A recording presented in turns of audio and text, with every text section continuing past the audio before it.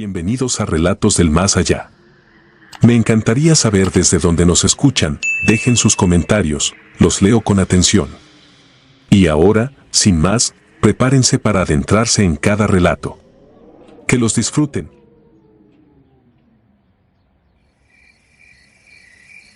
Era el año 2010, en un pequeño y olvidado pueblo de Michoacán llamado San Agustín. Yo tenía 16 años, y aunque siempre había escuchado historias sobre el Día de Muertos y las tradiciones de los pueblos, nunca había experimentado algo realmente extraño. Hasta ese día. Mi amigo David me había invitado a pasar la noche del Día de Muertos en el pueblo, donde su abuela vivía sola en una casita de adobe, cerca del cementerio. Él siempre me contaba historias de la región, de almas errantes, de luces que aparecían en el campo y de sombras que los habitantes decían ver en los caminos a medianoche. La abuela de David era una mujer muy peculiar. Decían que era la última de su familia que aún guardaba ciertas costumbres antiguas. La gente en el pueblo la respetaba, algunos incluso la temían, aunque no tenían razones claras. Pero nosotros no nos dejábamos asustar fácilmente. Nos encantaba pasar tiempo con ella, escuchar sus historias y, sobre todo, disfrutar de su hospitalidad. Así que cuando David me invitó, acepté sin dudarlo. No había nada que temer, pensaba. Después de todo, ¿qué podían hacer unos cuantos espíritus? Esa noche, el pueblo estaba envuelto en una atmósfera extraña. Las calles estaban vacías, y el silencio era tan denso que parecía envolverlo todo. David y yo ayudamos a su abuela a colocar el altar, lleno de flores de cempasúchil, velas, calaveritas de azúcar y fotos antiguas. Recuerdo especialmente una foto de su abuelo, un hombre de mirada seria y profunda, que parecía observarnos desde el retrato con una intensidad inquietante. La abuela de David colocó la foto en el centro del altar y, al hacerlo, murmuró algo que no entendí. Era como una oración, o tal vez una advertencia. La noche avanzó, y el cansancio nos fue venciendo. Nos acostamos en unas cobijas que la abuela nos había preparado en el suelo, cerca del altar, y nos quedamos en silencio. Afuera, el viento movía las ramas de los árboles, y de vez en cuando escuchábamos el sonido lejano de algún animal nocturno. Todo parecía normal, o al menos eso pensé hasta que escuché algo que me hizo abrir los ojos. Era como si alguien estuviera caminando despacio por la calle de tierra frente a la casa. David también había escuchado los pasos, porque lo sentí ponerse tenso a mi lado. No dijimos nada, ambos nos quedamos en silencio, escuchando cómo los pasos aumentaban en número. Primero eran solo unos pocos, pero poco a poco se convirtieron en una multitud. Era como si una procesión estuviera pasando frente a la casa. La curiosidad nos ganó. Nos levantamos lentamente y nos acercamos a la ventana para ver qué estaba sucediendo. La abuela de David seguía dormida, o al menos eso parecía, pero nosotros no podíamos ignorar lo que estaba ocurriendo afuera. Cuando nos asomamos por la ventana, el corazón me dio un vuelco. Lo que vi me dejó sin palabras. Caminando lentamente por el camino de tierra, en dirección al cementerio, había una fila de figuras blancas, translúcidas. Eran personas, o al menos eso parecían, aunque sus rostros carecían de rasgos definidos. Todas estaban vestidas de blanco, avanzando en silencio, con la mirada fija hacia el frente. La luz de las velas que llevaban en sus manos era la única iluminación en el camino, y esa tenue luz revelaba cuerpos que parecían flotar en lugar de caminar. Mis manos comenzaron a temblar, pero no podía apartar la vista.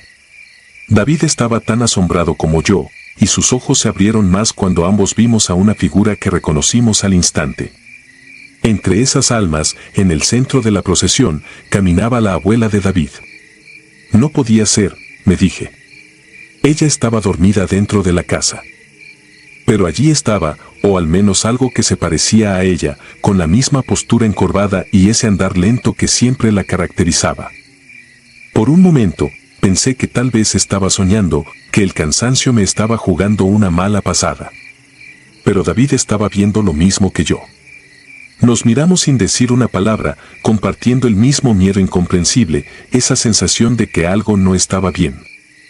Volvimos a mirar hacia la procesión y vimos cómo las figuras seguían avanzando, una tras otra, como si estuvieran siguiendo un camino marcado por algo que solo ellas podían ver. Finalmente, la procesión desapareció al doblar la esquina del camino que llevaba al cementerio, dejándonos en un silencio sepulcral. Nos quedamos ahí, paralizados, sin saber qué hacer. En algún momento, David reunió el valor para ir a despertar a su abuela, aunque parte de mí no quería que lo hiciera, por miedo a que ella ya no estuviera ahí. Pero, para nuestro alivio, la abuela estaba en su cama, dormida plácidamente, ajena a lo que habíamos visto. La noche transcurrió sin más incidentes, pero ninguno de los dos pudo dormir. Cuando el sol empezó a salir, el silencio del pueblo se rompió, y el ambiente pesado de la noche anterior pareció desvanecerse. Pero nosotros no podíamos olvidar lo que habíamos visto.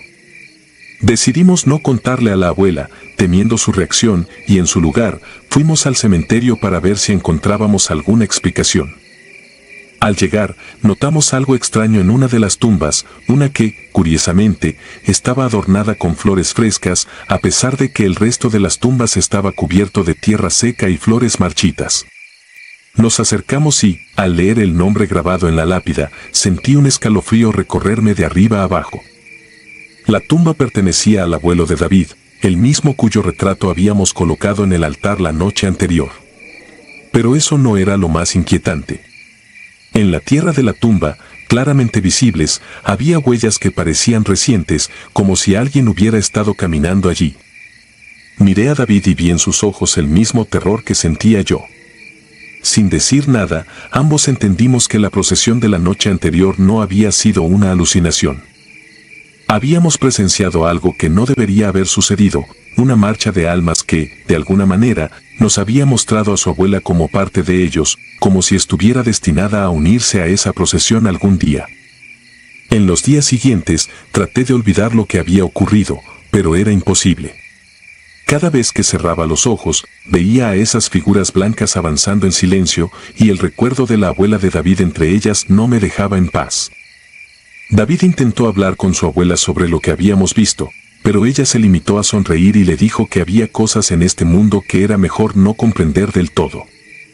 Pasaron los años, y cada día de muertos me recordaba aquella procesión. Cada vez que visitaba el pueblo, sentía una especie de temor inexplicable, como si esas almas todavía estuvieran vagando cerca, esperando el momento adecuado para reaparecer. Nunca volví a ver algo similar, pero el recuerdo de aquella noche quedó grabado en mi mente para siempre. Finalmente, hace 2 años, recibí una llamada de David. Su voz sonaba tensa, y supe al instante que algo malo había sucedido. Me informó que su abuela había fallecido la noche anterior. La encontraron en su cama, con una expresión de paz en el rostro, como si hubiera aceptado su destino con tranquilidad. Lo extraño fue que, según David, esa misma noche, algunos de los vecinos habían reportado ver una extraña procesión cerca del cementerio. Decían que parecía una fila de personas vestidas de blanco, avanzando en silencio hacia las tumbas, guiadas por una anciana de cabello canoso. Después de recibir esa llamada, no pude evitar pensar en lo que habíamos presenciado años atrás. Tal vez la abuela de David siempre supo que algún día se uniría a esa procesión y que el Día de Muertos no era solo una celebración para honrar a los muertos, sino una puerta que se abría entre los mundos, permitiendo que las almas encontraran su camino. Desde entonces, no he regresado a San Agustín. Cada vez que llega el Día de Muertos, me quedo en casa, evitando cualquier invitación a visitar cementerios o participar en celebraciones. No sé si lo que vi aquella noche fue real o algún tipo de alucinación, pero una parte de mí no quiere averiguarlo. Porque ahora sé que hay algo en esa fecha, algo antiguo y oscuro, que no pertenece a nuestro mundo. Y si alguna vez volviera a ver esa procesión de almas avanzando en la noche, temo que esta vez no podría resistir la tentación de unirme a ellas y seguir el camino que llevan. Al final, creo que todos estamos destinados a caminar en esa procesión, tarde o temprano. Tal vez no ahora, tal vez no en este Día de Muertos, pero algún día. Y cuando ese momento llegue, sé que las almas de San Agustín estarán allí, esperando, avanzando en silencio, para acompañarme en el último viaje.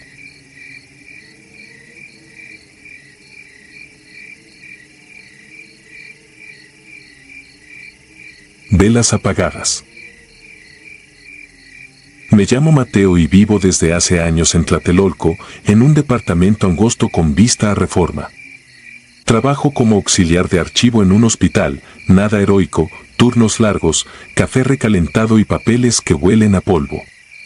Esa tarde del 31 de octubre de 2019 llegué con la mochila llena de pan, papel picado y flores. Por primera vez iba a montar una ofrenda en casa. No por fervor, sino porque mi hermana me pidió aunque sea un retrato de la abuela y 2 velas, para no dejar pasar la fecha. Puse el mantel, acomodé las naranjas, el pan y el retrato. Las flores me tiñeron los dedos de amarillo. Encendí 2 veladoras, respiré ese humo dulce y me tiré en el sillón, rendido. La ciudad rugía allá afuera, claxones, vendedores, música que subía desde la calle. Me dormí con esa mezcla de ruido que en la capital se confunde con arrullo. Desperté con la garganta seca y la sensación de haber soñado con un pasillo interminable. Tardé un segundo en entender lo raro, no se escuchaba nada. Nada de verdad. Miré el celular. 7:14 de la noche. La pantalla no tenía señal. Me incorporé y vi que las velas de la ofrenda estaban apagadas, aunque todavía se notaba la cera líquida. Afuera, por la ventana, no brillaba un solo foco en los edificios cercanos. Ni un claxon, ni una sirena, ni un perro. Solo mi respiración y el golpecito de mi pulso en el oído. Abrí la puerta del departamento y el pasillo del edificio me pareció más largo de lo habitual. Bajé por las escaleras, el eco de mis pasos se multiplicó en los descansos. El conserje no estaba en su silla. La reja del acceso daba a una calle sin autos. Ni uno. Las luces de los postes se habían quedado en negro. Caminé hasta la esquina y miré hacia Reforma. El ángel era una silueta y la avenida, una cinta vacía. Apagón, me dije. Un apagón gigantesco y algún problema de la telefónica. Fui avanzando con esa explicación floja, útil como un muro improvisado contra el miedo. En la banqueta encontré algo que me hizo detenerme, un rastro de pétalos de cempasúchil, como los que ponen para guiar a los suyos hasta la puerta. Pero este no iba a un edificio, descendía hacia el paso a desnivel, como si marcara la ruta inversa, de la casa a la calle. A cada metro había veladoras tumbadas, algunas con cera fresca, otras intactas. No había fotos, ni papel picado, ni pan, solo la pista de flores y vidrio. Seguí el rastro hasta la Plaza de la República. El monumento a la Revolución se levantaba oscuro, sin la corona de luz que cada noche lo enciende. En sus escalinatas había un grupo de personas. Creí que eran turistas varados, pero ninguno hablaba ni se movía. Todos sostenían una vela apagada y miraban hacia el arco. Me acerqué con la mano levantada, intentando no asustarlos. Nadie respondió. Al pasar a 1 metro de una mujer, vi que su piel parecía demasiado pálida y que estaba empolvada de un polvillo tenue, como cuando se sacude un altar viejo. Me dio asco pensar que fuera ceniza y aparté la mirada. El rastro de pétalos cruzaba hacia Reforma. Caminé. El aire tenía un olor espeso a copal frío, como si algo se hubiera quemado horas antes. A la altura de la palma, un viento seco movió las flores a la vez, en la misma dirección. Pensé en regresar, pero sentí, sin saber por qué, que si volvía a casa con la ofrenda apagada y esa calle muerta, iba a enloquecer. Seguí. En el caballito escuché la primera voz. No era un grito, era una frase tenue que parecía provenir de muchas bocas al mismo tiempo. No entendí lo que decía hasta que se repitió, falta. Era una palabra corta que caló como hielo. Falta. Caminé más rápido. Las estatuas parecían enormes en la oscuridad, y cada sombra ganaba volumen con mi miedo. En la alameda los bancos estaban vacíos, pero a lo largo de los caminos había velas sin encender puestas sobre el piso, en filas, formando recuadros. En cada recuadro, un nombre escrito a mano. A la luz pobre de un farol vi uno, Nicolás G. Más adelante, Luz Helena, 2003. Los papeles estaban secos, sin signos de humedad, como si alguien los hubiera dejado ahí no hacía mucho. Al fondo, pegada a la reja, vi a una niña de espaldas. La llamé sin pensar. No volteó. Cuando me acerqué, noté que tenía en la mano una calaverita de azúcar mordida. No quise ver su cara. Tomé por Madero con la tontería de que, si llegaba al Zócalo, habría vida. Allí siempre hay vida. Las tiendas estaban cerradas sin candados, como si la gente hubiera salido a fumar y jamás hubiera regresado. Las lámparas del corredor estaban apagadas, y solo, de vez en cuando, un chisporroteo pálido anunciaba que una de ellas quería revivir y se negaba. Empecé a sentir un cansancio raro en las piernas, un peso que no venía del cuerpo, sino de la calle misma, como si el piso jalara hacia abajo. Me obligué a mantener el paso. Llegué al Zócalo y me quedé inmóvil. No había escenarios, ni música, ni desfiles. Había una multitud callada, extendida de catedral a palacio. Todos con velas sin encender, todos de pie, todos mirando el balcón central. Vi trajes impecables, mandiles, uniformes escolares, ropa de fiesta y también ropa vieja con remiendos. Nadie respiraba fuerte, nadie tosía. Un murmullo corrió por la plancha y esta vez distinguí la frase, falta uno. Pensé en mi ofrenda. Recordé que había encendido solo 2 velas y que nunca coloqué sal ni agua. Recordé, sobre todo, que había puesto el retrato de la abuela porque mi hermana insistió, pero que no incluía a nadie más. Mi abuelo murió cuando yo era niño y apenas lo recuerdo. Mi padre se fue del país en 1994 y nunca supimos si vive o no. Mi mente, en ese instante, hizo una suma absurda con esas vidas y sentí que alguien me estaba pasando la cuenta. En el balcón del palacio una luz brotó sin alumbrar nada alrededor, como si naciera de adentro. Se abrió la puerta y salió una figura envuelta en rebozo. No caminaba, se deslizaba. Detrás de ella, otras 3, todas cubiertas, cada una con su vela apagada en la mano. La multitud se inclinó apenas, como una ola que cede. Yo no pude moverme. La figura principal se detuvo y alzó la cabeza hacia nosotros. Desde donde estaba no alcanzaba a ver su rostro, pero supe con certeza que me había encontrado. No sé cómo explicarlo, es la certeza que uno siente cuando alguien pronuncia tu nombre aunque no lo haga en voz alta. El murmullo cambió, ya no era falta uno, sino una sola palabra, repetida 1000 veces, bajita, clavándose con paciencia, sube. Di un paso. Otro. Me abrí paso entre cuerpos que no se apartaban ni me impedían avanzar. Sentía frío en las palmas y un olor a flor cortada. Pensé en mi hermana, en la ofrenda a medias, en la promesa floja con la que traté de cumplir. Pensé en si la muerte se ofende por el descuido. Subí los escalones que conducen al balcón. La figura me esperaba. Cuando estuve frente a ella, vi por fin lo que escondía el rebozo, no era un rostro sin ojos ni una calavera pintada.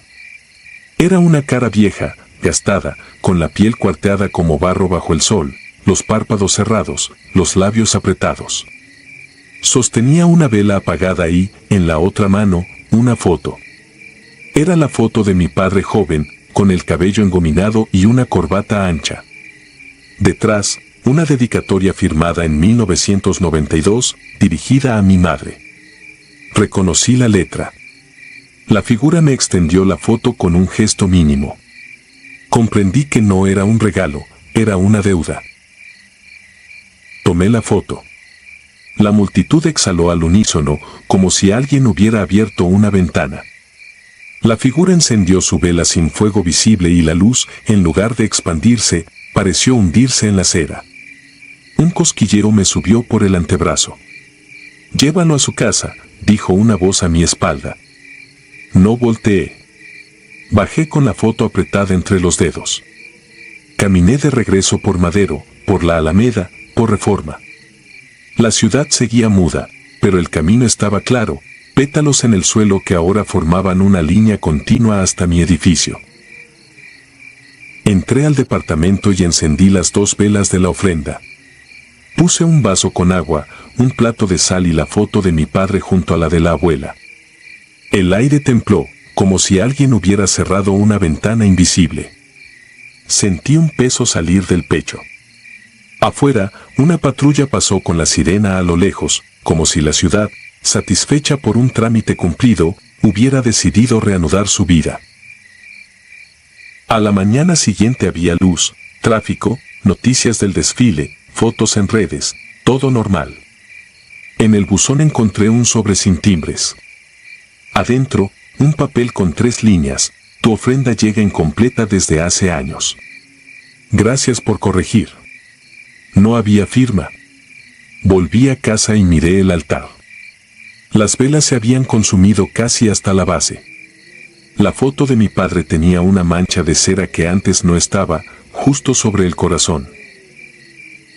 Desde ese día, cada año, pongo sal, agua y 4 velas. Nunca falto. Porque entendí algo que no quiero comprobar otra vez: en esta ciudad, cuando dicen falta, no están pidiendo. Están haciendo inventario. Y lo hacen al pie de tu puerta.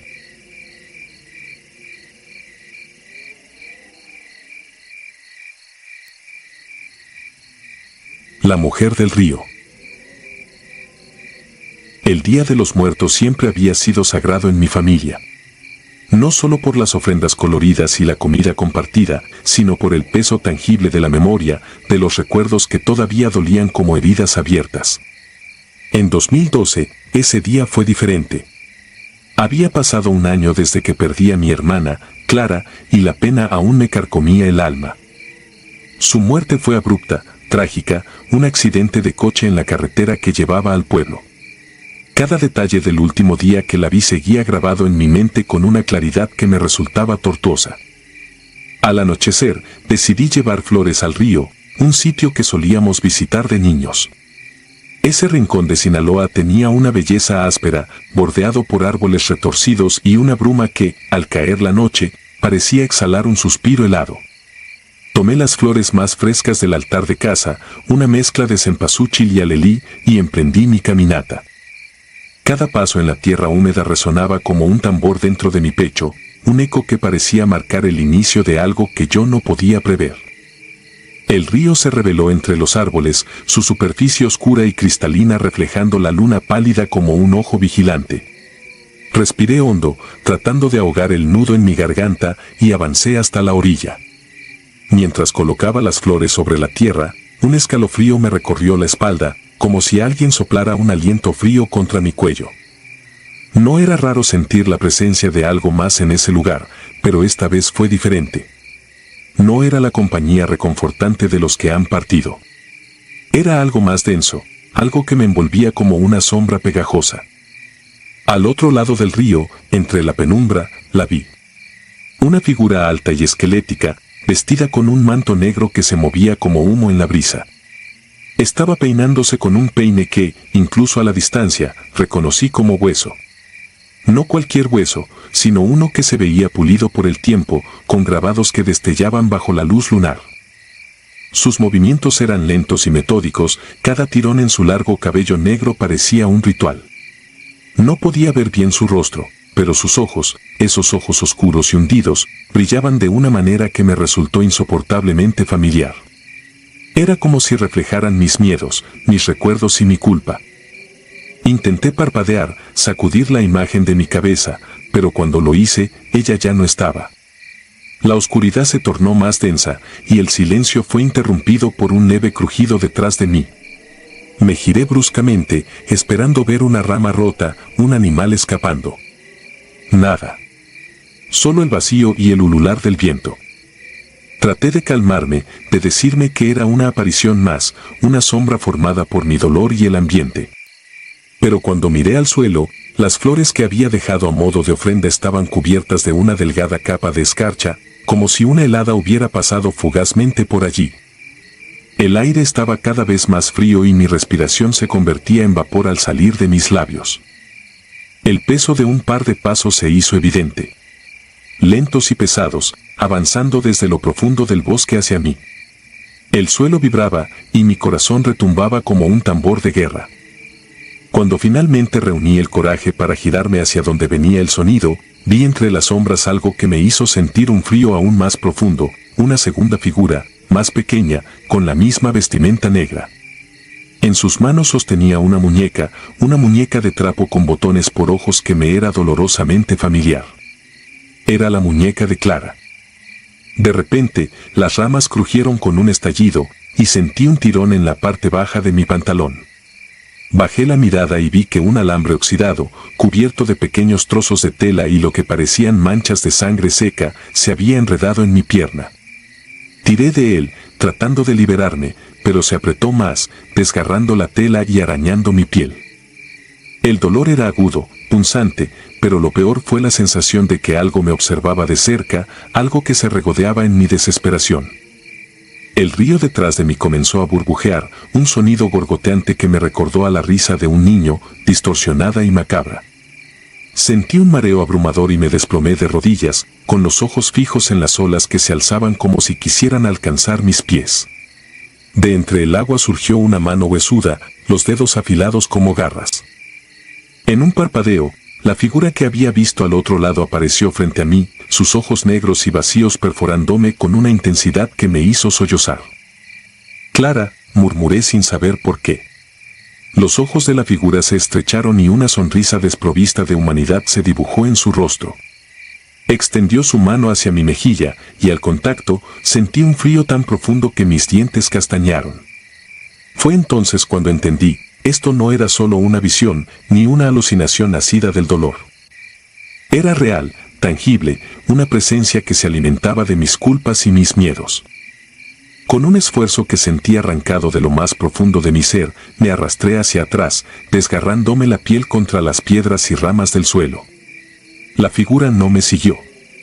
Se quedó allí, inmóvil, observándome, mientras su risa, ese gorgoteo macabro, se mezclaba con el susurro del río y el crujido del viento. Cuando finalmente conseguí levantarme y correr, lo hice sin mirar atrás. No importaba que mis piernas temblaran ni que el dolor en mi pierna irradiara a cada paso. Mi única meta era alejarme, correr hasta que la noche y las sombras no pudieran alcanzarme. Llegué a casa con las manos temblorosas y la respiración cortada. La puerta se cerró de golpe detrás de mí, y mis padres, sorprendidos, me vieron como si hubiera visto a la misma muerte. Esa noche no dormí. Me quedé en la sala, observando las velas del altar, viendo cómo las llamas parpadeaban al ritmo de un viento que parecía llevar susurros lejanos. Y en el silencio, mientras el reloj marcaba la medianoche, escuché un último gorgoteo que me hizo cubrirme los oídos. La mañana siguiente desperté en el sofá de la sala, con el cuerpo entumecido y los ojos ardientes por la falta de sueño. Las velas del altar ya se habían consumido casi por completo, dejando pequeñas marcas de cera derretida en la mesa. Un aire pesado y denso impregnaba la casa, como si lo que hubiera visto la noche anterior hubiera decidido seguirme, acechando entre las sombras y las esquinas. Salí al patio buscando un poco de aire fresco. La luz del día se filtraba por las nubes grises, teñida de un tono mortecino que solo intensificaba mi inquietud. Mis padres me miraban con preocupación, pero no me atreví a contarles lo que había pasado. ¿Cómo les explicaría lo que vi sin parecer loco? La figura de la mujer vestida de negro, el sonido burbujeante del río, el tirón de aquel alambre que aún dolía como una herida abierta. Todo parecía una pesadilla que se negaba a desvanecerse. Al caminar por el pueblo, noté que la gente hablaba en susurros. Unos miraban hacia el río, mientras otros se persignaban al pasar. Escuché a una anciana murmurar a otra sobre la Llorona y otros espíritus que en esa época del año cruzaban al mundo de los vivos en busca de compañía o venganza. Pero lo que vi no era la Llorona. Era algo diferente, algo que parecía haber respondido a un llamado que yo nunca supe que hice. Sin poder contener mi necesidad de respuestas, regresé al río por la tarde, esta vez con más cautela. La corriente se veía más turbia que nunca, y la brisa tenía un toque helado que se colaba en mis huesos. Me acerqué a la orilla, buscando rastros de las flores que había dejado. Allí estaban, marchitas y esparcidas, algunas sumergidas en el agua, teñidas de un rojo profundo que parecía haber manchado la tierra misma. Cuando me agaché a recoger uno de los pétalos, escuché un crujido detrás de mí. Me giré con un sobresalto y vi a un hombre mayor, su rostro surcado por arrugas y el cabello tan blanco como las calorías. Lo reconocí como don Mateo, un viejo conocido del pueblo que siempre hablaba de historias que los demás tachaban de locuras. Se acercó con pasos firmes y sus ojos oscuros, casi hundidos, me miraron con una mezcla de lástima y advertencia. «No debiste venir aquí anoche», dijo, su voz ronca, arrastrando las palabras como si pesaran toneladas. «En esta época, hay cosas que no deben molestarse». Le expliqué, sin entrar en detalles, que había venido para dejar una ofrenda a mi hermana, que solo buscaba paz para ella y para mí. Don Mateo negó lentamente con la cabeza, su rostro volviéndose sombrío. «Eso que viste no es tu hermana. No es nada bueno. Aquí se dice que cuando el dolor es muy grande y la culpa muy profunda, otros seres responden al llamado. La dama del río, algunos la llaman, pero es más antigua que las historias de este pueblo. Se alimenta de la pena, de la tristeza, y busca a los que no encuentran consuelo». Sentí un frío más profundo que la noche anterior, una sensación de vacío que parecía devorarme desde dentro. Las palabras de don Mateo no eran solo cuentos. Lo que había visto, lo que me había tocado, era real y, según él, no me dejaría en paz.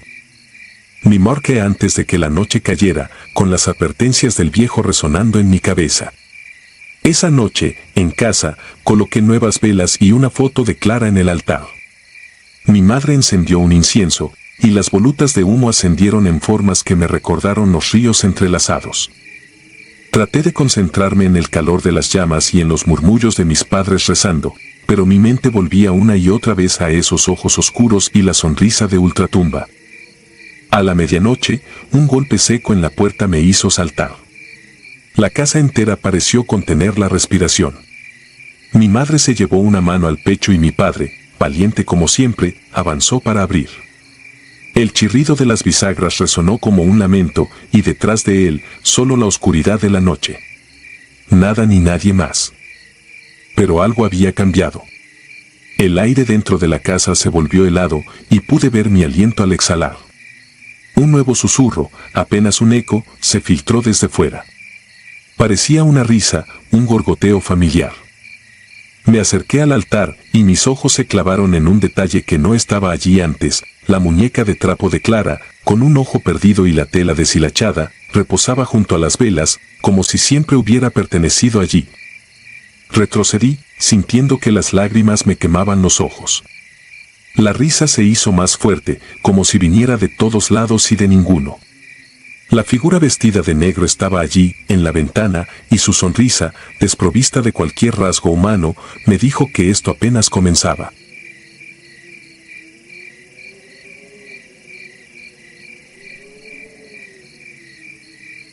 El entierro maldito. Mi nombre es anónimo, y lo que voy a contar sucedió hace años, en 2011, en un pequeño pueblo de Sonora.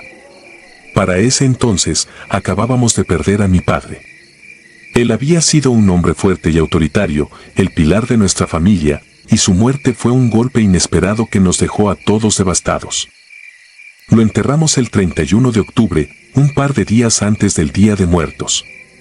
Parecía que el destino había elegido ese momento preciso para llevárselo, como si él mismo estuviera destinado a formar parte de las almas que, según la tradición, regresan a visitarnos en esas fechas. Mi madre estaba especialmente afectada. Se negaba a aceptar su partida y pasó días enteros llorando y rezando en su cuarto, sin comer, sin hablar con nadie. Así que cuando llegó el 2 de noviembre, Día de Muertos, mi hermana y yo decidimos montar un pequeño altar en casa en honor a mi padre, esperando que eso pudiera darle a mi madre un poco de consuelo. Colocamos una foto de él en el centro, rodeada de flores de cempasúchil, veladoras y algunos de sus platillos favoritos, tal como dicta la tradición. También pusimos su viejo sombrero y una botella de mezcal, algo que a él le encantaba en vida. La noche llegó, y el ambiente en la casa se volvió denso y sombrío. Aunque intentábamos mantenernos ocupados, había algo en el aire que me incomodaba. La casa estaba más fría de lo usual y la luz de las veladoras proyectaba sombras que parecían alargarse y moverse en las paredes. Mi madre, después de pasar unos minutos frente al altar, se retiró temprano a su habitación, diciendo que necesitaba descansar. Mi hermana y yo nos quedamos despiertos un rato más, en silencio, observando la luz de las velas danzar sobre el rostro de mi padre en la foto, como si sus ojos oscuros nos observaran desde el otro lado. Esa noche, cuando todo estaba en silencio y la casa parecía haber caído en un sueño profundo, algo sucedió. Escuché pasos en el pasillo. Eran pasos lentos, arrastrados, como si alguien estuviera caminando con dificultad. Al principio pensé que era mi madre, tal vez había despertado para rezar nuevamente frente al altar. Pero algo no cuadraba. Los pasos no parecían los de alguien vivo, tenían un ritmo irregular, como si quien caminaba no estuviera completamente acostumbrado a moverse en esta realidad. No quise salir de mi cuarto para ver, pero la curiosidad me ganó. Abrí la puerta y asomé la cabeza, y entonces lo vi. Era mi padre, o al menos algo que se parecía a él. Estaba de pie en la entrada de la casa, con el mismo semblante serio que tenía en vida, pero su rostro estaba pálido, desencajado, y sus ojos estaban vacíos, como si la chispa de vida que una vez los iluminó hubiera sido arrancada de golpe. Parecía fuera de lugar, como si estuviera atrapado en un espacio al que no pertenecía. Me quedé congelado, incapaz de moverme o de emitir sonido alguno. Mi madre también se había despertado, porque escuché cómo abría la puerta de su cuarto. Al ver a mi padre ahí, parada en la entrada, dio un paso atrás, cubriéndose la boca con las manos. La expresión de su rostro era de puro terror, y con razón. Aunque todos quisiéramos creer en la posibilidad de que nuestros seres queridos regresen el Día de Muertos, ninguno está realmente preparado para ver algo así. Pero lo más perturbador vino después. Mi padre abrió la boca, y aunque no emitió ningún sonido, entendí claramente lo que sus labios estaban diciendo. Me enterraron mal, parecía repetir una y otra vez, con una expresión de angustia que nunca había visto en él. Su cuerpo parecía tambalearse, como si no pudiera sostenerse en pie. Mi madre lo miró sin saber qué hacer, con lágrimas en los ojos, y luego, lentamente, él se desvaneció, como si nunca hubiera estado ahí. Después de eso, ninguno de nosotros pudo dormir. Mi madre pasó el resto de la noche rezando en voz baja, y mi hermana y yo nos sentamos frente al altar, mirando la foto de mi padre, tratando de entender lo que había sucedido. Sentíamos que algo estaba mal, como si, de alguna manera, no hubiéramos hecho lo correcto en su entierro. Tal vez había algo pendiente, algún detalle que habíamos pasado por alto. A la mañana siguiente, decidimos regresar al cementerio para ver su tumba. El trayecto fue silencioso, todos estábamos sumidos en nuestros propios pensamientos. Cuando llegamos, notamos algo extraño de inmediato. La tierra sobre la tumba de mi padre parecía removida, como si alguien hubiera estado cavando allí durante la noche. No había huellas ni señales de que alguien hubiera estado allí, pero la tierra estaba suelta, como si algo debajo hubiera intentado salir. Nos miramos, sin saber qué hacer. Sentía que cada fibra de mi ser me decía que me alejara de ese lugar, pero al mismo tiempo sentía que no podía dejar a mi padre allí, en ese estado. Hablamos con el cuidador del cementerio, y él, después de escuchar nuestra historia, accedió a ayudarnos a abrir la tumba para verificar si todo estaba en orden. Tal vez era una locura, pero la expresión en el rostro de mi padre la noche anterior nos había dejado una sensación de inquietud que no podíamos ignorar. Cuando la tumba fue abierta, lo que encontramos allí hizo que la piel se me pusiera helada. El cuerpo de mi padre no estaba en paz. Sus manos, que deberían haber estado cruzadas sobre su pecho, estaban tensas, como si hubiera intentado moverse después de haber sido enterrado. Su rostro, que recordaba sereno en el ataúd, estaba contorsionado en una mueca de dolor y terror. Era como si algo lo hubiera perturbado en su descanso, algo que lo había hecho despertar en medio de la oscuridad de la tierra. El cuidador del cementerio, al ver esto, nos sugirió hacer una bendición especial en la tumba. Nos dijo que había oído hablar de casos similares, que a veces los muertos no descansaban en paz si algo había quedado pendiente o si su entierro no había sido hecho correctamente. Aunque no éramos particularmente religiosos, aceptamos su consejo. Al menos nos daría algo de paz saber que habíamos hecho lo posible por mi padre. Esa noche, después de realizar la bendición y cerrar la tumba, volvimos a casa agotados, física y mentalmente. Pensamos que todo había terminado, que mi padre finalmente encontraría la paz que necesitaba. Pero estábamos equivocados. Esa misma noche, volví a escuchar los pasos en el pasillo. Al principio creí que era mi imaginación, que los eventos del día me habían dejado demasiado perturbado. Pero cuando abrí la puerta de mi cuarto, lo vi de nuevo. Ahí estaba, en la entrada, exactamente como la noche anterior, con el rostro desencajado y los ojos vacíos. Esta vez, su expresión era aún más desesperada, y su boca se movía con más intensidad, como si intentara decirme algo que no podía entender. Sentía un nudo en el estómago, una sensación de impotencia, de no poder hacer nada para ayudarlo. Estaba atrapado en algún tipo de limbo, incapaz de avanzar o de descansar. Durante las siguientes semanas, la presencia de mi padre se volvió casi constante en la casa. Cada noche lo veía, cada noche me recordaba su angustia con ese movimiento mudo de sus labios. Parecía que nada de lo que hiciéramos era suficiente para apaciguarlo. Mi madre estaba al borde del colapso y mi hermana apenas hablaba. Todos intentábamos continuar con nuestras vidas, pero su presencia era una sombra que no nos dejaba en paz. Finalmente, un conocido de la familia, alguien que entendía de prácticas antiguas, nos sugirió algo que nunca hubiéramos imaginado: necesitábamos realizar un segundo entierro, pero esta vez con todos los rituales tradicionales de nuestros ancestros. Nos explicó que algunas almas quedan atrapadas entre este mundo y el otro si no se respetan ciertos ritos, que a veces un simple entierro cristiano no era suficiente para guiarlos al descanso. A la desesperada, decidimos seguir su consejo. Volvimos al cementerio, y esta vez, realizamos un ritual completo, siguiendo cada paso que nos indicó nuestro conocido. Colocamos ofrendas en la tumba, encendimos inciensos y pronunciamos palabras de despedida en voz alta, pidiendo al espíritu de mi padre que nos perdonara y que encontrara su camino. Fue una ceremonia larga y agotadora, pero al finalizar, sentí algo que no había sentido en semanas: una paz extraña y profunda. Desde esa noche, los pasos cesaron. La presencia en la casa desapareció. No volví a ver a mi padre en la entrada, ni en ningún rincón oscuro de la casa. Fue como si finalmente hubiera encontrado el descanso que tanto buscaba. Aunque lo que vivimos fue aterrador y doloroso, me consuela pensar que, al final, pudimos darle a mi padre la paz que necesitaba. Hasta el día de hoy, no puedo visitar un cementerio sin recordar esa experiencia.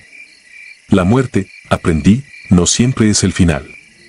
A veces, los muertos tienen asuntos pendientes, cosas que nosotros, los vivos, debemos ayudarles a resolver. Ahora, cada día de muertos, enciendo una vela para mi padre y coloco una ofrenda en su honor. No quiero que vuelva, no quiero verlo aparecer en el umbral de mi casa, con ese rostro desencajado y sus labios moviéndose en silencio. Prefiero creer que está en paz, que encontró su camino y que, esta vez, no hay nada que lo ate a este mundo.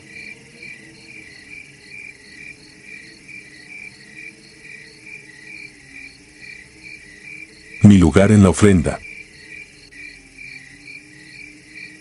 Siempre creí que el Día de Muertos era una fiesta para los vivos. Un modo de recordar, de reír bajito, de poner la mesa y fingir que nadie falta. Ese 2 de noviembre entendí que también es una cita a la que uno puede llegar sin darse cuenta. Soy Mateo, de Iztapalapa, y crecí visitando Mixquic con mi abuela. Ella decía que el camino se abre con pétalos y que el copal invita, como una carta bien escrita. El año pasado ella murió en agosto.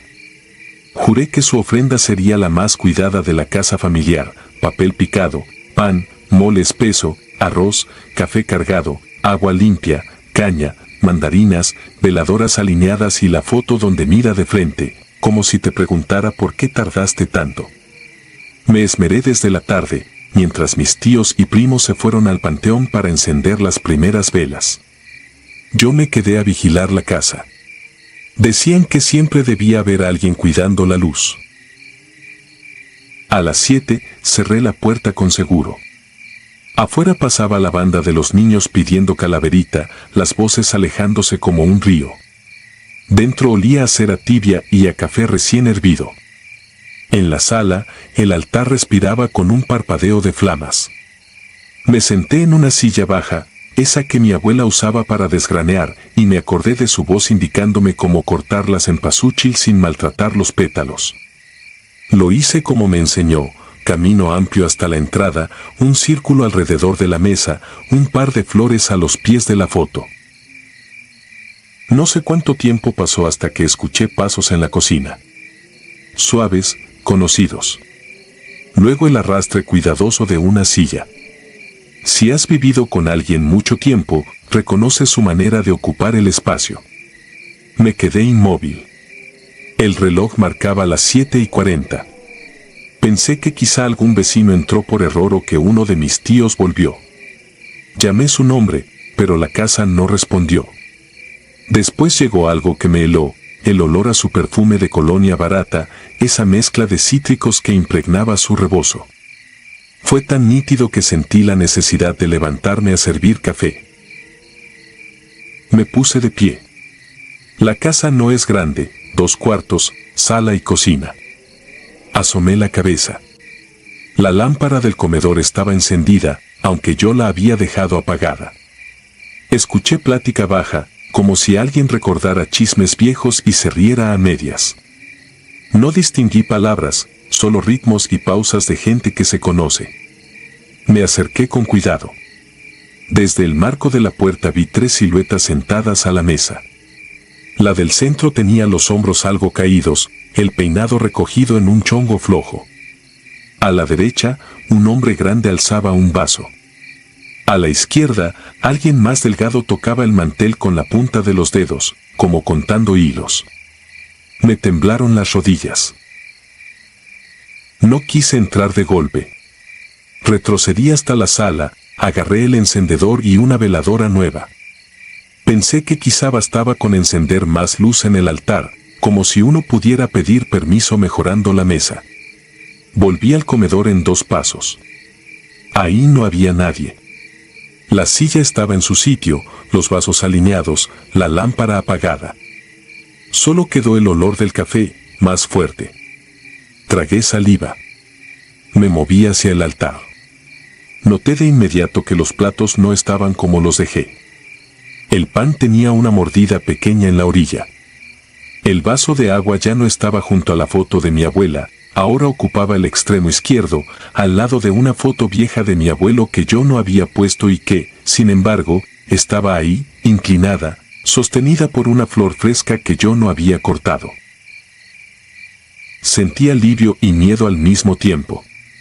Quise creer que era una señal buena, una visita agradecida. Me quedé frente a la mesa, con las manos entrelazadas, y hablé despacio, sin elevar la voz. Les dije que la comida era suya, que me alegraba que hubieran llegado a tiempo, que yo también los extrañaba. La flama de la veladora, la última que encendí, se hizo alta como si una corriente pasara por ahí.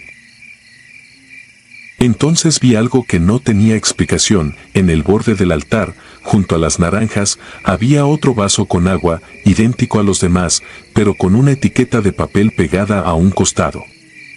Al principio pensé que era una sombra de las flores. Me acerqué. La etiqueta tenía mi nombre escrito con la caligrafía de mi abuela.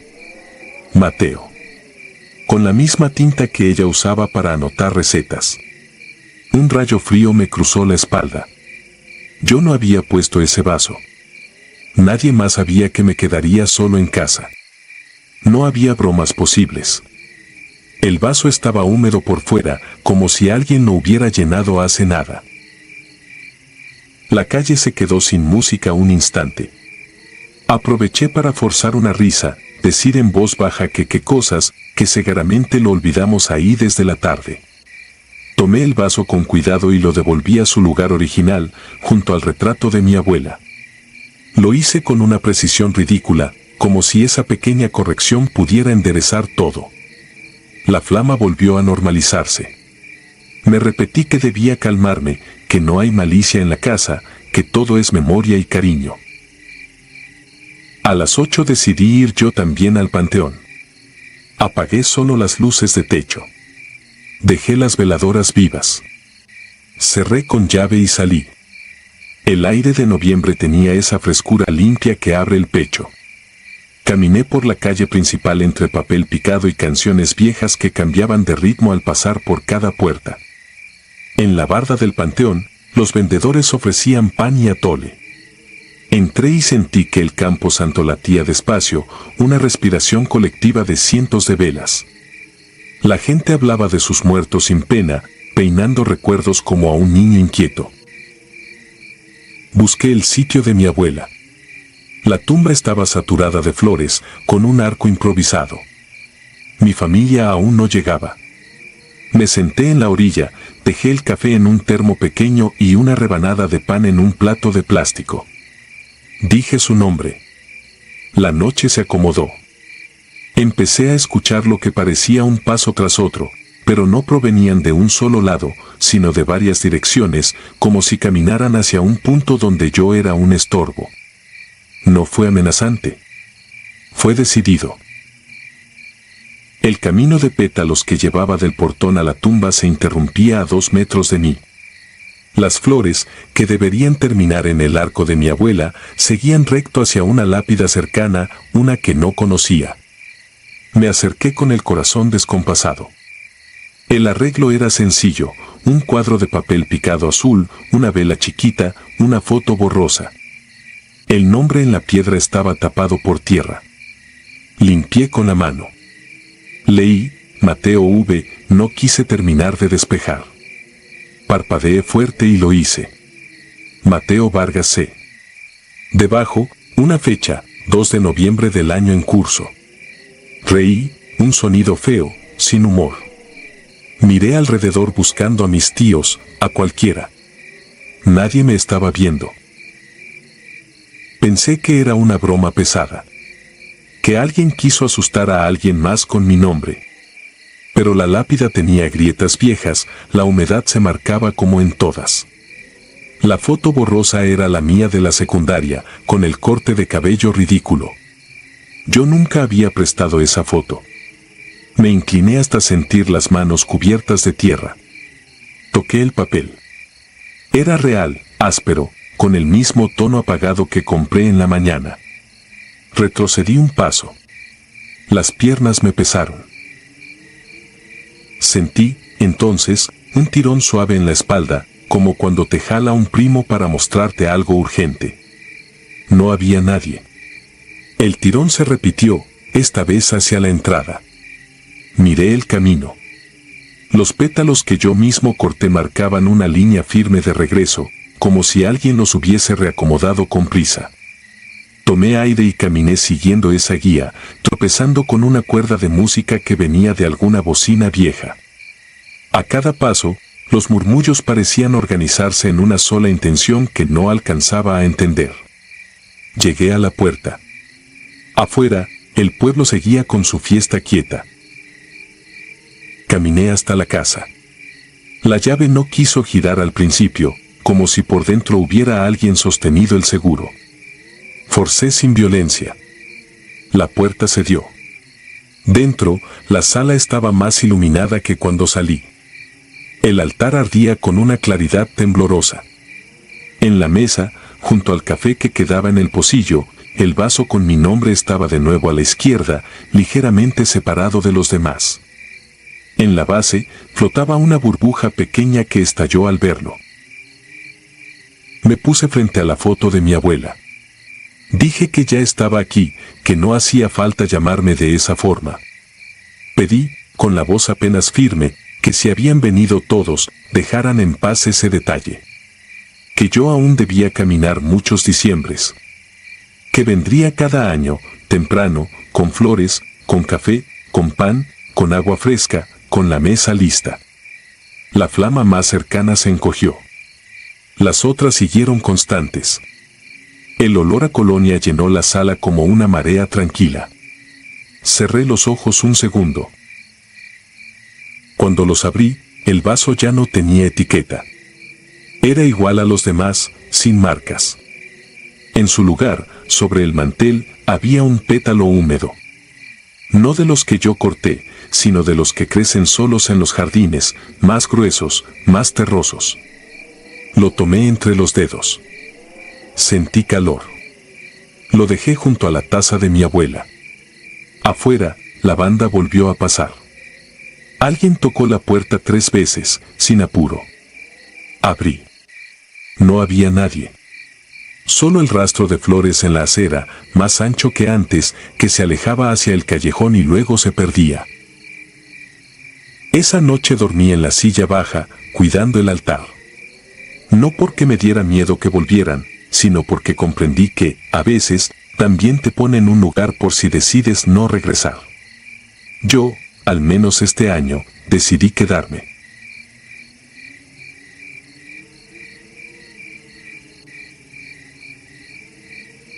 La secta del Panteón.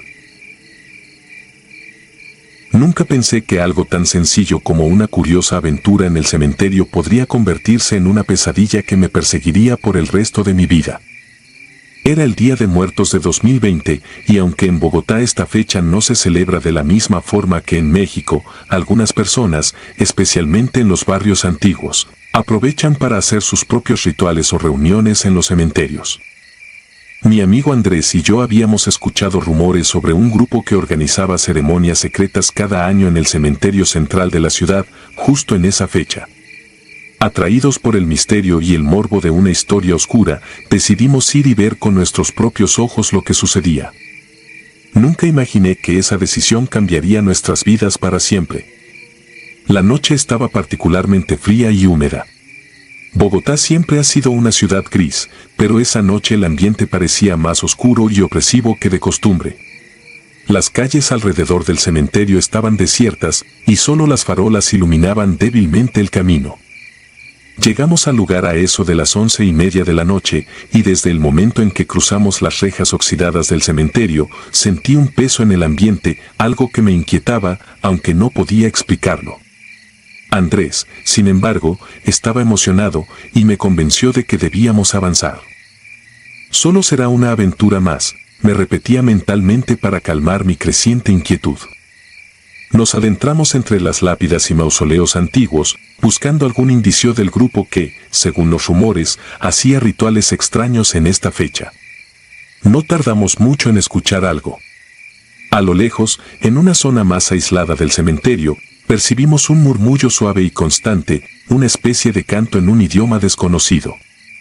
Seguimos el sonido, guiados más por la curiosidad que por el sentido común.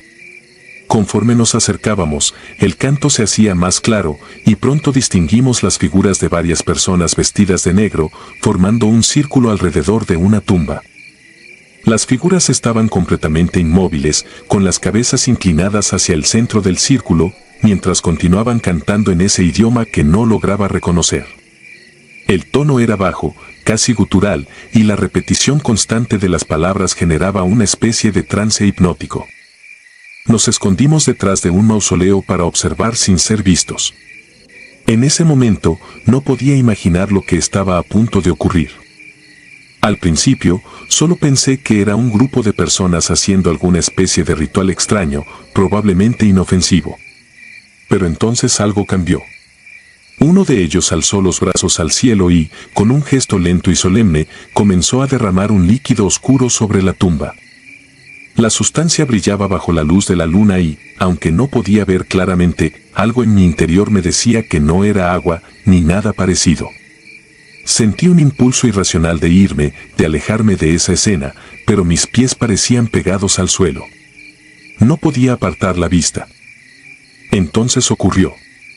En el centro de la tumba sobre la que estaban realizando el ritual, una figura comenzó a formarse. Al principio era apenas una sombra, una distorsión en el aire, pero poco a poco fue tomando forma. Era una silueta humana, pero completamente negra, como si absorbiera toda la luz a su alrededor. Podía sentir algo, una presencia que emanaba de esa figura, una sensación pesada, como si el aire mismo estuviera cargado de algo maligno. Andrés también se había dado cuenta, porque lo vi dar un paso atrás, con los ojos fijos en esa figura sombría. Sin previo aviso, uno de los encapuchados giró la cabeza hacia nuestra dirección, y aunque su rostro estaba cubierto por la capucha, sentí que nos estaba mirando directamente. Algo en su postura cambió, y los murmullos se intensificaron, cada vez más rápidos, más urgentes. De repente, la figura oscura en el centro del círculo se movió. Era un movimiento lento, casi antinatural, como si cada gesto le costara un esfuerzo inmenso. Pero lo que sucedió después fue aún peor. La sombra, esa figura oscura y deformada, comenzó a extenderse hacia nosotros, como si hubiera notado nuestra presencia. Sentí un peso inexplicable en el pecho, como si la energía misma del lugar estuviera drenando mi fuerza. Andrés intentó jalarme para correr, pero era como si algo invisible nos sujetara, impidiéndonos movernos. Solo podía mirar mientras la sombra se acercaba, sintiendo como el frío en el aire aumentaba con cada paso que daba. Finalmente, logramos romper el agarre invisible que nos sujetaba y comenzamos a correr. Ni siquiera miramos hacia atrás, solo corrimos tan rápido como nuestros cuerpos lo permitían. El camino de salida parecía más largo de lo que recordaba y cada paso resonaba en el suelo húmedo. Pero había algo más. Sentía como si no estuviéramos solos, como si algo estuviera siguiéndonos a la misma velocidad, sin perder terreno. Cuando finalmente cruzamos las rejas del cementerio, el ambiente afuera no era menos perturbador. Había una neblina espesa cubriendo la calle y las luces de los faroles parecían más tenues. No nos detuvimos hasta llegar a la casa de Andrés, y solo ahí, cuando estábamos seguros de que nadie, o nada, nos había seguido, comenzamos a procesar lo que habíamos presenciado. Pero desde esa noche, algo cambió en nuestras vidas. Los días siguientes fueron extraños. Empecé a notar sombras en el rabillo del ojo, figuras oscuras que desaparecían en cuanto intentaba mirarlas de frente. Al principio pensé que solo era mi mente jugándome una mala pasada, un reflejo de la experiencia perturbadora en el cementerio.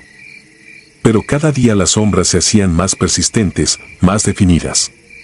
No le dije nada a Andrés, pero sospechaba que él estaba pasando por lo mismo. Se le notaba en la expresión cansada y en el brillo extraño de sus ojos. Una noche, mientras intentaba dormir, sentí que algo estaba en mi cuarto. No lo veía, pero su presencia era inconfundible. Era la misma sensación que había tenido en el cementerio, ese peso inexplicable en el ambiente, como si el aire estuviera denso y cargado de algo oscuro. Me quedé inmóvil en la cama, con los ojos cerrados, tratando de ignorar esa presencia. Pero era inútil. Sabía que estaba ahí, observándome, esperando. Con el tiempo, los encuentros con esa presencia se hicieron cada vez más frecuentes y empecé a temer la llegada de la noche. A veces, al caminar por la calle, sentía que alguien me seguía, y aunque me giraba para comprobarlo, nunca veía a nadie. Pero el peso en el ambiente seguía allí, y sabía que esa sombra nos había seguido desde el cementerio. No importaba cuánto lo intentara, no podía escapar de ella. Andrés y yo intentamos hablar con algunas personas sobre lo que habíamos visto, con la esperanza de encontrar una explicación, pero nadie nos creyó. Algunos pensaron que solo habíamos visto un ritual de algún grupo de personas extrañas y que nuestra mente había exagerado los detalles. Otros nos recomendaron limpias y rituales para deshacernos de la mala energía. Seguimos algunos de esos consejos, pero nada funcionó. La sombra, esa figura oscura que habíamos despertado, seguía con nosotros. Unos meses después, Andrés comenzó a enfermarse. Perdió peso rápidamente y empezó a tener pesadillas constantes. Decía que en sus sueños, la sombra lo visitaba, aparecía en la esquina de su cuarto y se acercaba cada vez más, cada noche un poco más cerca. Eventualmente, dejó de salir de su casa. Su familia lo llevó a varios médicos, pero nadie podía dar una explicación a su condición. Parecía un caso de agotamiento extremo, pero todos sabíamos que había algo más, algo que ninguno de nosotros podía entender. Finalmente, un día, Andrés desapareció. Su familia despertó y encontró su cuarto vacío, la ventana abierta de par en par. La policía nunca pudo encontrar ninguna pista de su paradero. Algunos decían que simplemente había huido, que la presión de todo lo que habíamos vivido había sido demasiado para él. Pero yo sabía la verdad. Sabía que la sombra se lo había llevado, que aquella presencia oscura había cobrado lo que consideraba suyo. Desde entonces, vivo con el miedo constante de que esa sombra venga por mí también. A veces la siento en mi cuarto, en las esquinas de mi casa, moviéndose en la penumbra, esperando pacientemente.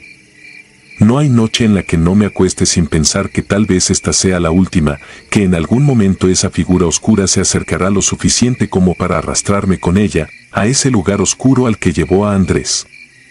He intentado dejar Bogotá, mudarme a otro lugar, buscar ayuda en cualquier rincón donde alguien pueda escucharme.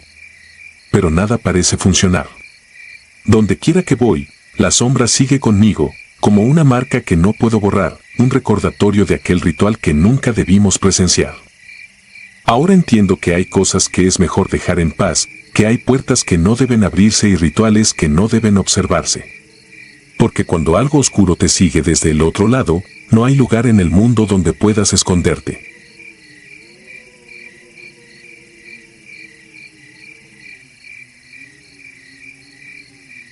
El altar sin dueño.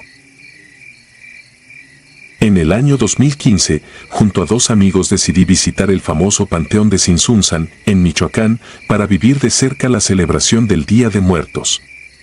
Habíamos escuchado mucho sobre las tradiciones en ese pequeño pueblo, conocido por sus antiguos rituales y su forma única de honrar a los muertos. Decían que el panteón se llenaba de altares cubiertos de velas y flores de cempasúchil, transformándose en una especie de mundo entre los vivos y los muertos. Nos pareció algo casi mágico, así que decidimos ir sin pensarlo demasiado, con la idea de disfrutar de una noche de historias y veladoras, de esas que te hacen sentir en otro tiempo. Llegamos al panteón justo cuando el sol comenzaba a ocultarse. Las familias estaban terminando de decorar las tumbas, colocando ofrendas, comida y fotografías de sus seres queridos. Nos movíamos entre los altares, admirando el colorido de las flores, el aroma del incienso y la suave luz de las velas que ya empezaban a iluminar el lugar. Aunque había muchas personas, el ambiente se sentía tranquilo, casi sagrado. Todo estaba en calma, como si la muerte misma estuviera observando con respeto. Mientras paseábamos, nos detuvimos frente a un altar que llamó nuestra atención. Era diferente a los demás. No estaba adornado con las flores vibrantes y las calaveritas de azúcar que veíamos en otras tumbas. En cambio, tenía un aire melancólico y abandonado. Solo había unas pocas velas, bastante gastadas, y unas flores de cempasúchil marchitas, como si hubieran sido colocadas allí mucho antes y nadie se hubiera preocupado en renovarlas. Curiosos, decidimos preguntar a una señora mayor que estaba limpiando una tumba cercana. Le preguntamos a quién pertenecía aquel altar, esperando escuchar la historia de algún difunto o de una familia local. Sin embargo, la mujer nos miró con una expresión extraña, casi desconcertada, y simplemente dijo que no lo sabía. Nos dijo que, desde que tenía memoria, ese altar había estado allí, siempre igual, con las mismas velas encendidas y las flores marchitas. Nos explicó que nadie parecía cuidarlo, y que nadie del pueblo recordaba a quién pertenecía. La gente simplemente lo ignoraba, como si fuera una parte olvidada del paisaje. Nos miramos entre nosotros, intrigados. La idea de un altar para alguien que nadie conocía, que nadie reclamaba, nos inquietó un poco. Pero justo en ese momento, un hombre anciano se acercó a nosotros. Tenía una expresión seria y cansada, y su piel estaba curtida por el sol. Sin decir su nombre ni ofrecer explicaciones, nos contó que el altar era para alguien que nunca fue reclamado por su familia, alguien que había muerto solo y había sido enterrado en una tumba sin nombre. Según el anciano, esa persona no tenía quien rezara por su alma ni quien le encendiera una vela, así que su espíritu vagaba por el panteón cada día de muertos, esperando alguna señal de que no había sido olvidado del todo. Agradecimos al hombre por su explicación y cuando nos giramos para verlo de nuevo, ya no estaba. Nos quedamos en silencio, un poco confundidos. Había algo en su mirada que me había puesto incómodo, como si sus palabras no fueran solo una historia más, sino una advertencia. Decidimos dejar el tema y seguimos nuestro recorrido por el panteón, pero en el fondo, todos sentíamos que algo no estaba bien. Era una sensación extraña, como si aquel altar nos hubiera dejado una especie de sombra en la mente. Al final de la noche, regresamos a nuestras casas y la experiencia quedó como un recuerdo inquietante, pero nada más. Sin embargo, algo en mi interior me decía que esa historia no había terminado. Al año siguiente, regresé a Sinsunsan, esta vez solo, movido por una especie de necesidad inexplicable de ver aquel altar nuevamente. Al llegar al panteón, lo busqué con la mirada, y no me sorprendió encontrarlo en el mismo lugar, aunque esta vez estaba aún más descuidado que el año anterior. Las velas seguían encendidas, pero parecían las mismas del año anterior, gastadas, llenas de polvo, como si se negaran a apagarse por completo. Las flores estaban aún más marchitas, prácticamente convertidas en restos secos y quebradizos. El altar en su conjunto parecía un vestigio de algo olvidado, un lugar que el tiempo mismo había decidido ignorar. Me quedé observando el altar durante un buen rato, intentando comprender por qué me había afectado tanto. Tal vez era la historia que nos había contado el anciano, o tal vez era el hecho de que el altar parecía existir fuera del tiempo, atrapado en un ciclo eterno de abandono y soledad. Mientras estaba ahí, me di cuenta de que no era el único. Había otras personas que se acercaban, miraban el altar con curiosidad, y luego se alejaban, murmurando entre ellas. Al parecer, nadie sabía realmente de quién era, pero todos sentían la misma incomodidad, esa sensación de que el altar guardaba un secreto oscuro. Esa noche, mientras observaba el altar, sentí una especie de peso en el ambiente, algo indescriptible que hacía que el aire pareciera más denso, más pesado. Era como si el altar, con sus velas casi consumidas y sus flores marchitas, tuviera una presencia propia. De repente, sentí la necesidad de encender una vela nueva, de ofrecer algo de respeto a quien quiera que fuera aquel difunto olvidado. Tomé una de las velas que llevaba en mi mochila, me acerqué al altar y la encendí, colocando la nueva llama junto a las viejas. La vela brilló con fuerza, iluminando el altar con una luz tenue pero reconfortante. Me quedé allí unos minutos en silencio, pensando en ese hombre sin nombre, en ese espíritu que, según el anciano, vagaba por el panteón en busca de paz. Cuando me di la vuelta para irme, algo me hizo detenerme. No escuché nada, no sentí nada tangible, pero de algún modo sabía que había alguien detrás de mí. Me giré lentamente y vi una figura en la penumbra a unos metros de distancia. Era el mismo anciano del año anterior, el mismo hombre que nos había contado la historia del difunto olvidado. Estaba inmóvil, mirándome fijamente, con una expresión en el rostro que no pude interpretar. Había algo en su mirada que me inquietaba profundamente, una especie de tristeza infinita, como si él mismo estuviera atrapado en algún tipo de condena. Lo observé por unos segundos, incapaz de apartar la vista. Luego, parpadeé, y cuando abrí los ojos, ya no estaba. El lugar donde había estado parado estaba vacío, sin rastro alguno de su presencia. Sentí una mezcla de confusión y temor, pero no tenía sentido quedarme ahí. Salí del panteón sin mirar atrás, con el corazón latiendo rápido y una sensación extraña en el pecho, como si hubiera sido testigo de algo que no debería haber visto. Desde entonces, cada año regreso a Sinsunsan, siempre el Día de Muertos, siempre con la misma intención de visitar el altar. Y cada año, el altar sigue ahí, cada vez más descuidado, cada vez más deteriorado, pero siempre con las velas encendidas, como si el difunto olvidado se aferrara a la última chispa de vida que le queda. A veces pienso en el anciano, en esa figura que aparece y desaparece sin explicación. Me pregunto si él mismo es parte del misterio, si es un espíritu más de ese panteón, condenado a vagar junto al altar, a recordar a un muerto que nadie reclamó. No sé si la historia que nos contó era cierta, o si fue solo una manera de asustarnos, pero cada vez que veo el altar, siento una tristeza profunda, como si una parte de mí entendiera la soledad de ese difunto desconocido. Aún hoy, no puedo evitar pensar en lo que sucederá cuando nadie más vuelva a encender una vela en ese altar. ¿Qué será de ese espíritu, de esa presencia que parece habitar en el rincón olvidado del panteón? Tal vez algún día desaparezca por completo, o tal vez se quede allí para siempre, esperando a que alguien recuerde su nombre, a que alguien le dé la paz que nunca tuvo en vida. Mientras tanto, sigo encendiendo una vela cada año, y cuando lo hago, siento una especie de alivio, como si, al menos por una noche, hubiera logrado apaciguar esa soledad que parece emanar del altar.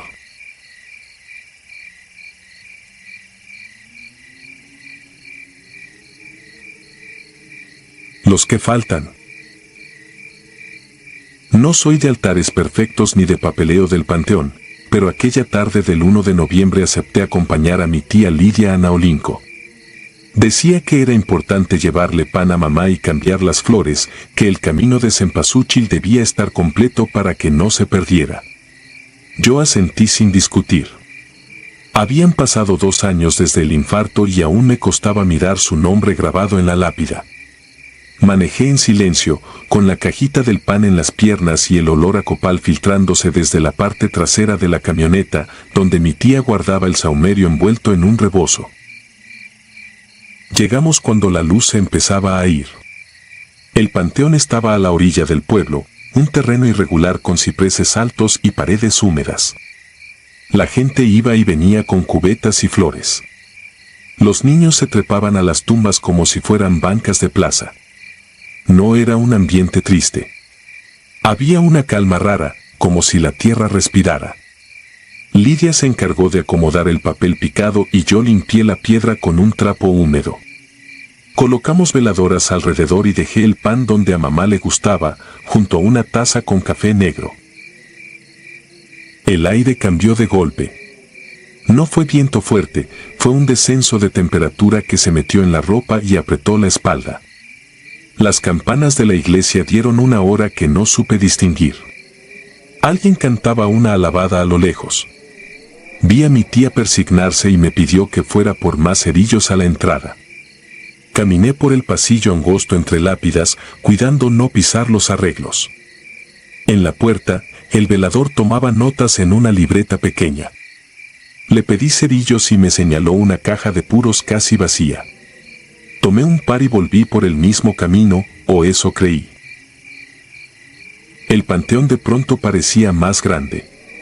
La ruta que había tomado ya no coincidía con la de ida. En un pasillo vi a un grupo de personas paradas en círculo, todos vestidos con prendas antiguas, sombreros de ala ancha, faldas largas, chamarras de cuero gastadas. Hablaban en voz muy baja, como si oraran, pero no distinguí palabras. Quise rodearlos para no interrumpir, y en ese momento noté algo: ninguno llevaba flores frescas ni agua.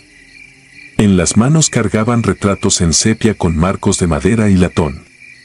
Los sostenían pegados al pecho, mirando fijo al frente. Seguí caminando con prisa. Busqué la cruz de cantera donde mamá estaba, el árbol que daba sombra, la pequeña grieta en la esquina inferior de la tumba vecina. Nada. Giré a la derecha y aparecí en un tramo de nichos blanqueados que no recordaba. Había nombres repetidos. Apellidos iguales con fechas separadas por décadas. Toqué el teléfono por instinto, sin señal. Las veladoras titilaron todas al mismo tiempo, como si alguien hubiera soplado desde el suelo. Al fondo, recargado en la pared, estaba un hombre con sombrero oscuro. No hacía nada, solo me observaba. No era la mirada de quien pide ayuda o saluda. Era otra cosa, un examen. Quise ignorarlo, pero sentí esa punzada en la nuca que no se va cuando alguien te elige. Apreté la caja de cerillos y avancé. En el cruce siguiente me lo volví a encontrar, ahora justo frente a mí, bloqueando el paso. No pude entender cómo llegó primero si lo había dejado atrás. Se inclinó apenas, como si quisiera ver mi cara completa. No habló. No hizo gesto. Pero su presencia llenó el pasillo más que cualquier multitud. Decidí regresar por donde vine. Tomé el primer desvío a la izquierda, conté 3 cruces, me detuve, giré. Volví a salir al mismo punto. El hombre seguía allí, la sombra proyectada en diagonal sobre el piso de cemento. Pensé en mi tía, en lo ridículo que sería perderme a 10 metros del lugar donde dejé el pan, en lo fácil que sería gritar su nombre. No lo hice.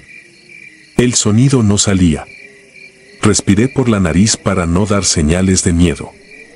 Di un paso atrás y sentí que el suelo cedía apenas, no como un hundimiento, más bien como si uno pisara una tapa mal colocada. El hombre levantó la mano y apuntó hacia una esquina donde la luz parecía más limpia.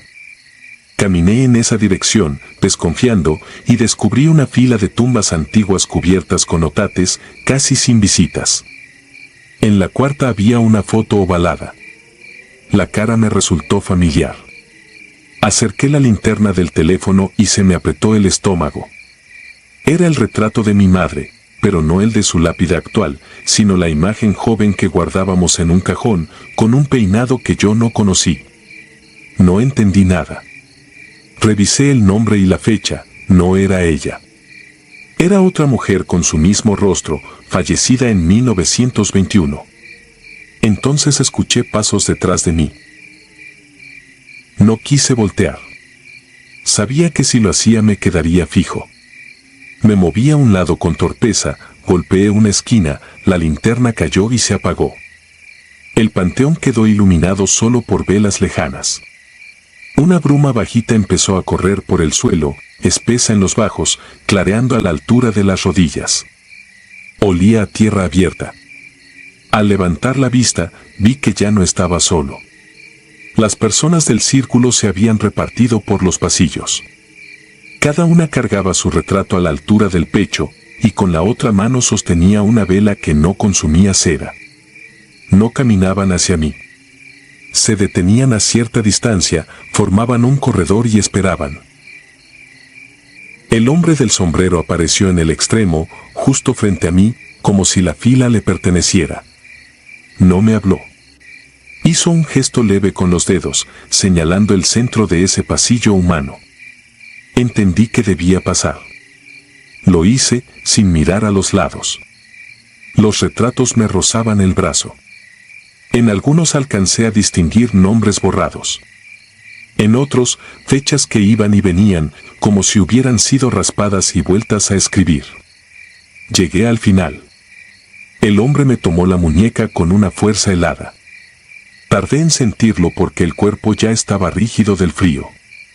Me llevó a una tumba sin nombre, una losa lisa, sin flores ni fotografía. Me soltó y colocó un pan idéntico al nuestro en el borde. Me quedé quieto. No era pánico. Era una obediencia rara, la necesidad de seguir un protocolo que no conocía. El hombre sacó de su saco una libreta parecida a la del velador. Me mostró una página en blanco. Con la otra mano señaló mi pecho. Luego la lápida. Luego la página. Comprendí. Negué con la cabeza. Di un paso hacia atrás. La losa vibró. No sonó, vibró, como si algo debajo pidiera turno. Pensé en mi madre. Pensé en mi tía. Pensé en que aquel pan, colocado sin mi permiso, reclamaba una presencia. Grité el nombre de Lidia. El sonido salió por fin, pero no se extendió. Cayó al piso como un objeto. Rebotó en la losa y volvió a mi garganta. Las velas alrededor prendieron a la vez, como si alguien ordenara iluminación general. La bruma subió hasta cubrirme las manos. El hombre abrió la libreta otra vez y me la entregó. Era pesada como piedra mojada.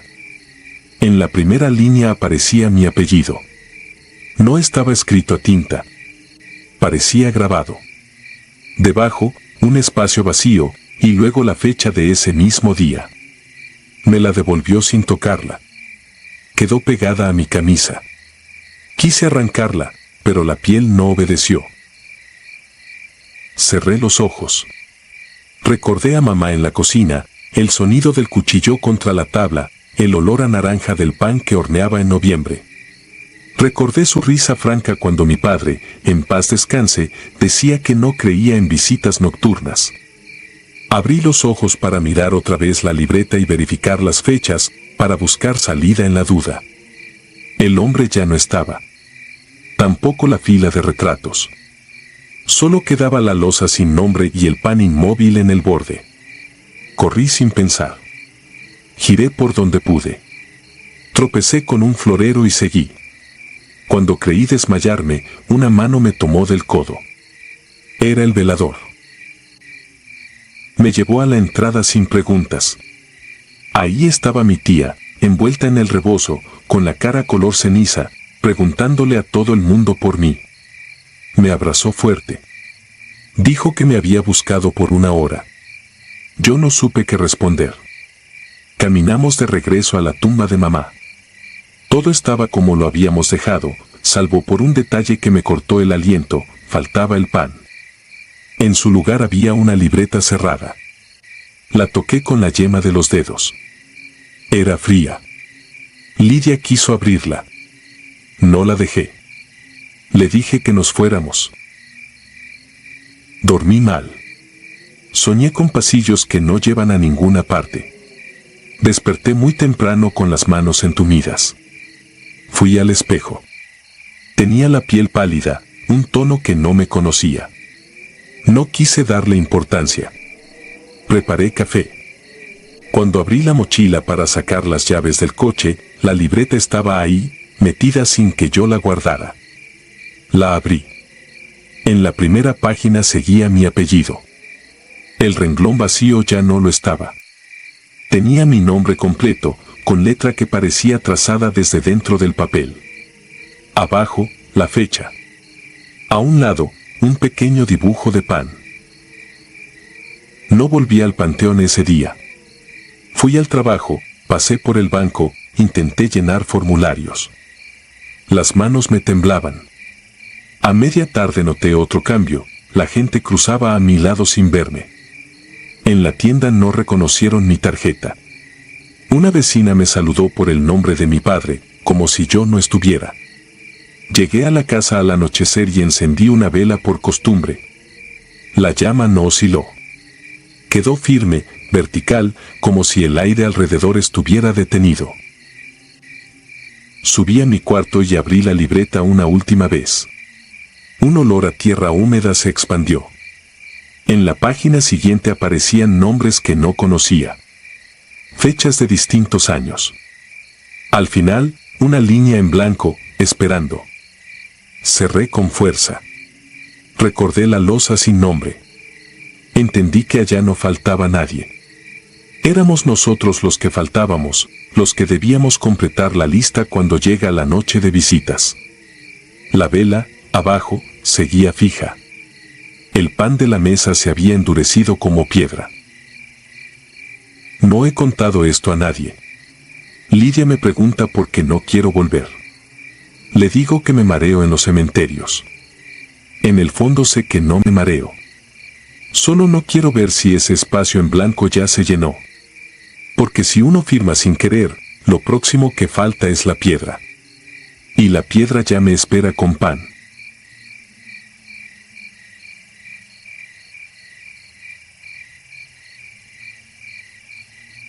Las velas.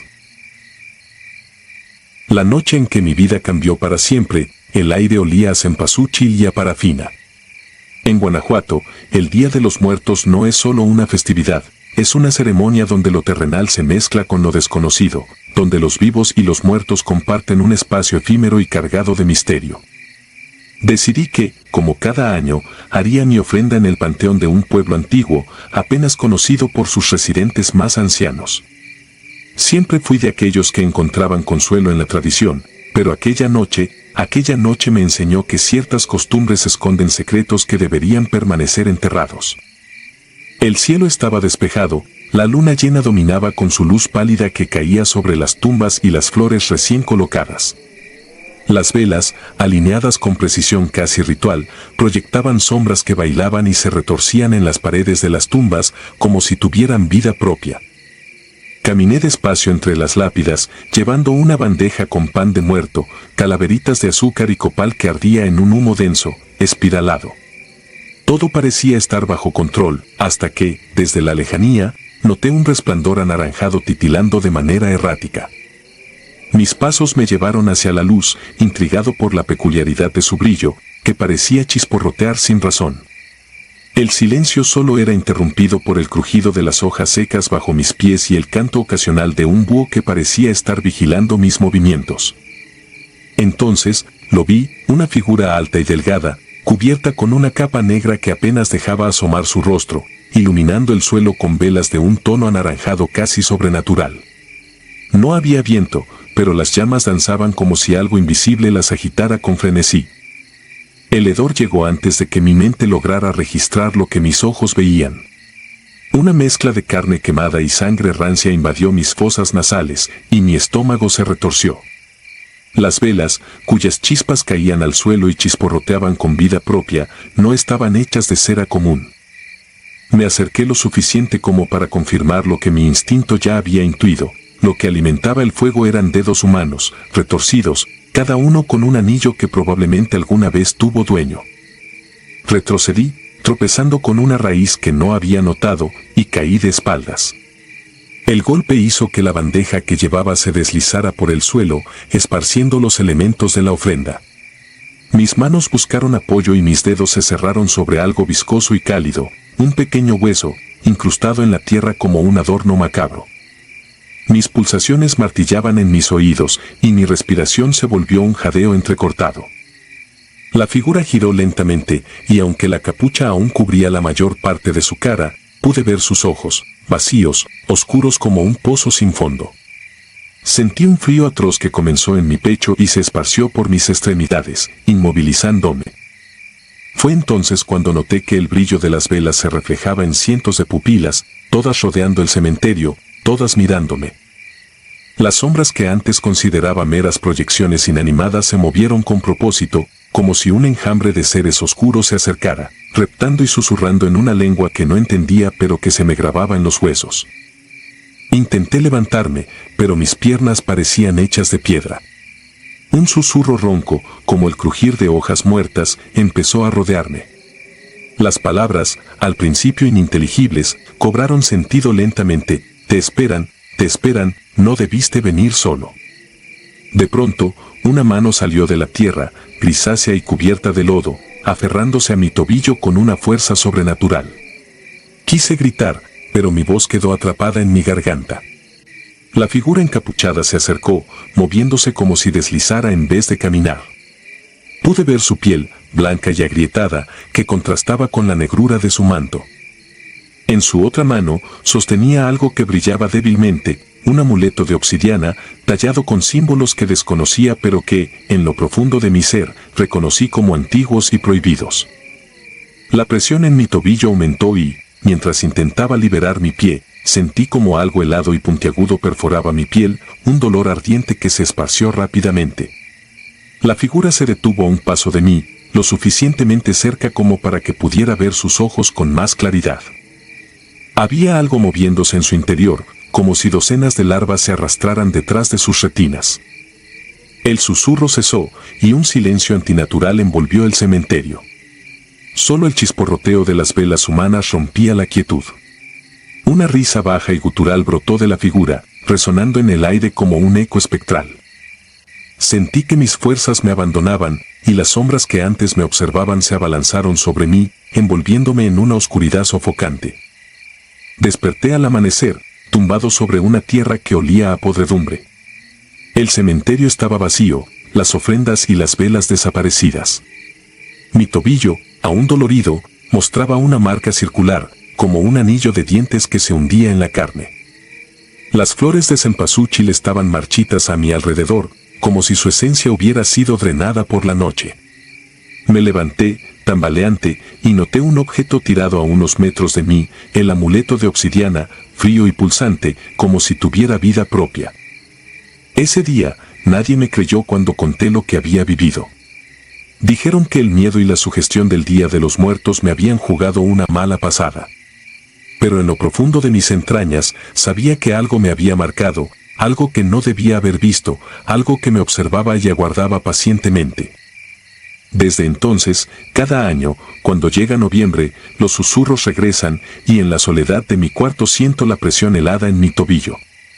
Y las velas, siempre veo sus destellos chisporrotear en la distancia, esperando que vuelva al lugar donde empezó todo.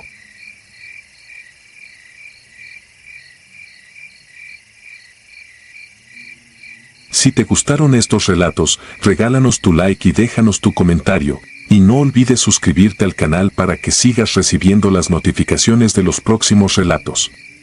Tu apoyo nos ayuda a seguir creciendo dentro de YouTube. Nuevamente, mil gracias y nos vemos en el próximo relato.